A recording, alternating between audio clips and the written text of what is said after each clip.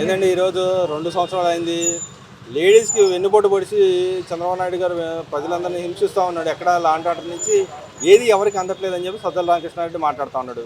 నిజంగానే మీ మహిళలకి అందరికి వెన్నుపోటు పొడిచాడు చంద్రబాబు నాయుడు 2 నెలల్లో. చంద్రబాబు ఎన్నపోటు పలిచాడు, సజ్జల రామకృష్ణను మన ఈ జగన్మోహన్ రెడ్డికి ఎన్నపోటు పలిచాడు ప్రజలందరికీ తెలుసు. మా మహిళలకి బాగానే తెలుగుదేశం పార్టీ వచ్చింది కానీ చంద్రబాబు మాకు ఏ రీతి అన్యాయం చేయలేదు, అన్ని న్యాయమే చేశాడు. ప్రజలందరూ న్యాయంగా అన్యాయంగా ఏమీ లేరు, బాగున్నారు. వీళ్ళే ఎన్నపోటు పొడిచారని వీళ్ళకి పొడుచుకున్నారు. సజ్జల రామకృష్ణకి నోరు చాలా వరకు అదుపులో పెట్టుకుంటాం, చాలా మంచిది. ఇప్పుడైనా కళ్ళు తెలుసుకోమనండి. 5 ఏళ్ళు కూర్చోబెట్టిన సిగ్గు లచ్చ మానం వైసీపీ నాయకులకి రాలేదు. జగన్మోహన్ రెడ్డి ముందు వాళ్ళకి ట్రైనింగ్ ఇవ్వమనండి.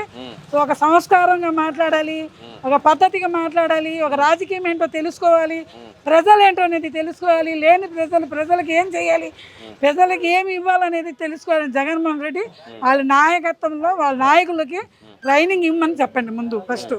అది ఇస్తే వాళ్ళ ప్రభుత్వం ఎప్పుడన్నా మళ్ళీ కోలుకుంటుందేమో. అంటే ఇక్కడ అన్యాయాలు అక్రమాలు తప్పి ఏం జరగట్లేదు 2 ఏళ్ల నుంచి అని చెప్పి మాట్లాడుతూ ఉన్నారు. వాళ్ళ ప్రభుత్వంలో ఎంతమంది ఆడపిల్లలు బలి అయిపోయారో, ఆడ ఫ్యామిలీలు ఎంతమంది తాళ్ళు తెగిపోయినాయో, ఎంతమంది పసుపు గుమ్మాలు నల్లగైపోయినాయో ప్రభుత్వం అందరికి ప్రజలందరికీ తెలుసు. అంటే ఆల్ టైంలో మహిళా సాధికారత విపరీతంగా వచ్చిందంట కదా, మహిళలందరూ పట్టం కడుతున్నారంట. ఇప్పటికి మహిళలందరూ జగన్మోహన్ రెడ్డి రావాలని కోరుకుంటున్నారంట కదా.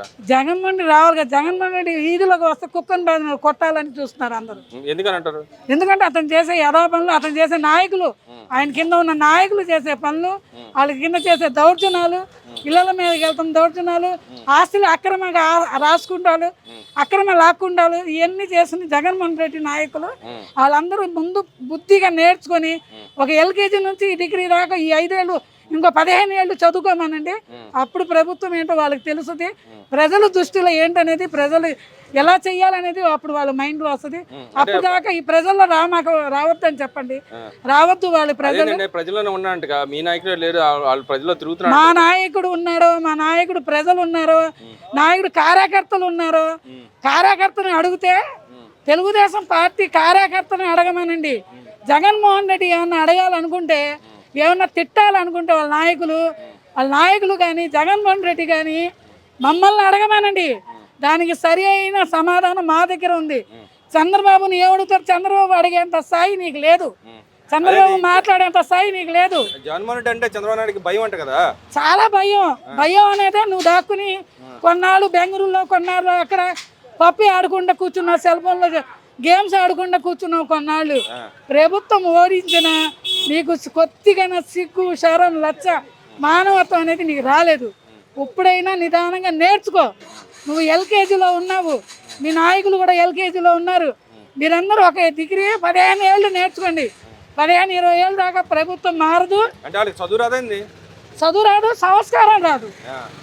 సంస్కారం ఎలా మాట్లాడాలి, ఆడవాళ్ళకి మహిళలకు ఎలా మాట్లాడాలి, నాయకులకు ఎలా మాట్లాడాలి అనేది వాళ్ళకి తెలీదు.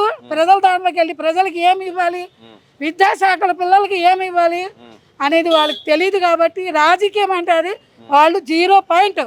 ఫస్ట్ పాయింట్ రాజకీయం అనేది వాళ్ళు 0 పాయింట్లో ఉన్నారు. కాబట్టి వాళ్ళు నేర్చుకోవాల్సింది చాలా సబ్జెక్ట్ ఉంది. వాళ్ళు నేర్చుకున్న ముందు సజలని నేర్పిమనండి, నేర్చుకుని ప్రజల్లో రమ్మనండి. రోజా కూడా మహిళలకి అంటుంది కానీ రోజా ఎవరికైనా మహిళలకి అనే శక్తి అమ్మ మీకు లేదు. మీరు రోజా గారు మీరు చాలా నేర్చుకోవాల్సింది చాలా ఉంది. మీకు పిల్లలు ఉన్నారు, పిల్లల మాట మనం ఎత్తకూడదు. మీకు ఒక సంసారం, పిల్లలు ఉన్నారు. అవతల ఆడవాళ్ళకి మహిళలకి మీరు మాట్లాడతాం చాలా అదుపులో పెట్టుకుని మాట్లాడండి. పాపాగా మేము అడుకుంటున్నామో, పీపీపీ అని మీరు అడుకుంటున్నారా? ప్రజలందరూ విచ్చరీడియంగా చూస్తున్నారు, చిన్నపిల్లల నుంచి పెద్ద ముసలోళ్ళ దాకా అందరికి. మీ 5 ఏళ్ళ పరిపాలన ఎలా ఉన్నది గుమ్మాలకి వెళ్తే చెప్తారమ్మా. నేను 24 గంటలు ప్రతి డివిజన్లో తిరుగుతూ ఉంటాను. ఏదన్నా నీకు అవసరాలు ఉంటే వైసీపీ నాయకులు కానీ, వైసీపీ జగన్మోహన్ రెడ్డి కానీ చంద్రబాబుని అడుగుతాం కాదు, లోకేష్ని చెప్పటం కాదు. ఏదైనా ధైర్యం ఉంటే తెలుగుదేశం కార్యకర్తగా నేనున్నాను, నన్ను పిలిచి అడగమానండి. నడి రోడ్డు మీద వచ్చి నేను మాట్లాడతాను.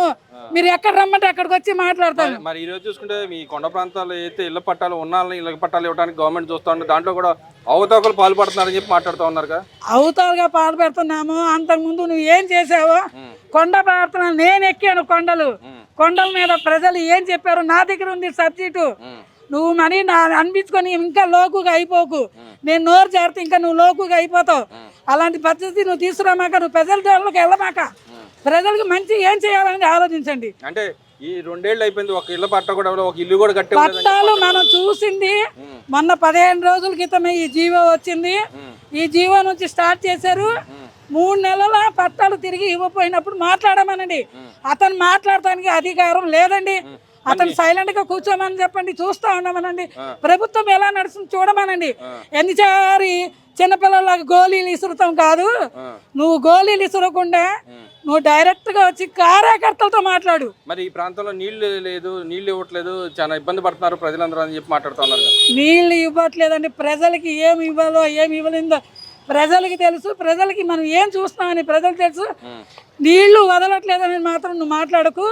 నువ్వే మీ ప్రభుత్వంలోనే నీళ్లు ఆపమని, అక్కడ నీళ్లు వదలమని, ఇక్కడ నీళ్లు ఆపమని మల్లాది విష్ణు గారు ధర్నా చేశారు. ఆ ధర్నా ప్రకారం ఆయన మాట్లాడాలి. ఆయన వైసీపీ ప్రభుత్వంలోనే కదా చేసింది. ఇప్పుడు మీ అన్ని ఆపమని మీరే, ఇవ్వమని మీరే. కొండ ప్రార్థనలు పిల్ల మహిళలకి, పేద ప్రజలకి ఒక దుర్మార్గంగా నువ్వు నేర్పిస్తున్నావు. నువ్వు ఎంత చెప్పినా ఎంత చేసినా ఈస్టీలో మన ఆంధ్రప్రదేశ్లో తెలుగుదేశం తప్ప నీ వైసీపీ ప్రభుత్వం రాదు. నువ్వు ఆ కళలోకి వెళ్ళమాక ప్రజలకి ఏం చేయాలని చెయ్యి. మరి ఇక్కడ చూసుకుంటే ఏదైతే హెరిటేజ్ పాల్లాగా అమ్ముకున్నట్టు డిఎస్సి ఉద్యోగాలు అమ్ముకుంటున్నాడు లోకేష్ గారు అని చెప్పి మాట్లాడుతాం. డిఎస్టీ ఉద్యోగాలు అమ్ముకునే బుద్ధి నీకు, ఆస్తులు అక్రమ రాసుకునే బుద్ధి నీకు.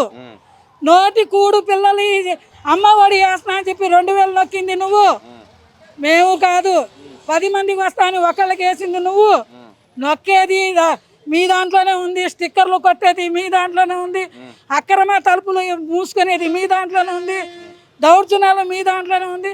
మీ ప్రభుత్వం 5 ఏళ్ళ ప్రభుత్వంలో ఉంది.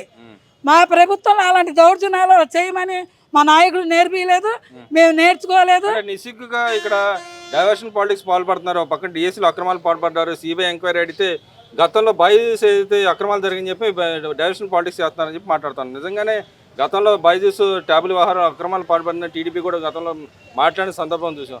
ఏది నిజం ఉందంటారు? నిజంగానే అది అబద్ధమా నిజం అంటారా? అక్రమంగా అవన్నీ చేస్తున్నా ముందు నీ బాబాయ్ కేసులో నుంచి నువ్వే ఏమి పీకలేకపోయావు. నువ్వు చేసావు కాబట్టి కొడాలి దెబ్బ నువ్వు చేసావు కాబట్టి నీవే పీకలేకపోయావు. నువ్వు అలాంటి మాటలు మానేసాయి అయ్యా. చిన్నపిల్లల మాటలు మానేయి. చిన్నపిల్లలు ఎల్కేజీ పిల్లల్ని నేర్పినా చక్కగా మాట్లాడుతున్నారు. దానికన్నా పరమాత్మగా మాట్లాడుతున్నావు నువ్వు. మీరు ముందు నేర్చుకోవాలి. మీ వైసీపీ ప్రభుత్వం నాయకులు కానీ, ముఖ్యమంత్రి కానీ, మాజీ ముఖ్యమంత్రి మీరు నేర్చుకోండి. జగన్మోహన్ రెడ్డి నుంచి కింద స్థాయి వరకు ముందు దీస్టులో మన బజార్లోకి వెళ్తే ఎలా మాట్లాడాలి, ప్రజలకి ఎవరికి ఏం చేయాలని నేర్చుకోండి. మీరు మూటలు కట్టి నీ డబ్బులు సంపాదించిన 5 ఏళ్లలో అది ఓపెన్ చేసి ప్రజలకు పెంచండి.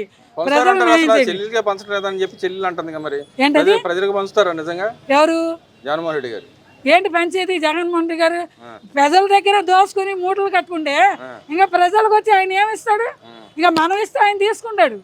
ఆయనకు ఉన్న బుద్ధి అదే కాబట్టి 5 ఏళ్ళు కూర్చోబెట్టారు. అదేనండి, కోట్లు అనౌన్స్ చేశారు కదా పేద ప్రజలకు. మన వరదలు వచ్చిన వంకలు వచ్చిన అన్నింటిలో కదా. అప్పుడు తెలుగుదేశం ప్రభుత్వంలో మన చంద్రబాబు గారు వయసు ఎంత, ఆయన ఎంత, ఆ వయసులో ఆ నీళ్ళలో దిగి ఆయన ఎంత కష్టపడ్డాడు. నువ్వు ఎక్కడున్నావు? నువ్వు ఏసీ రూమ్లో ఉన్నావు తుఫాను వరదలో. గద్దే రామారావు ఎక్కడ వయసు ఎంత? ప్రజల దృష్టిలో ఉండి ప్రజలకు ఏం కావాలో అందుబాటులో 6 నెలలు వాళ్ళకి నీళ్లు పోయేదాకా వాళ్ళకి ఇళ్ళు ఇచ్చి, ఇల్లు శుభ్రంగా చేసి, బైకులు శుభ్రం చేసి, వాళ్ళ ఇంట్లో రేషన్లు ఇచ్చి, గ్యాస్ బండ్లు ఇచ్చి, నువ్వు ఒక్కటైనా ఇచ్చావా జగన్మోహన్ రెడ్డి? నువ్వు ఇలాంటి తప్పుడు మాటలు మాని. నీ తల్లి చెప్పిందో లేదో తల్లికి చెల్లికి దూరం చేసుకున్నావు. నేను నీకు చెప్తున్నాను, నువ్వు మంచిగా మారి నీ బతుకు శుభ్రంగా చేసుకో. ఇలాంటి తప్పుడు మాటలు మాట్లాడి నువ్వు బ్యాడ్గా ప్రజల్లోకి వెళ్ళకు.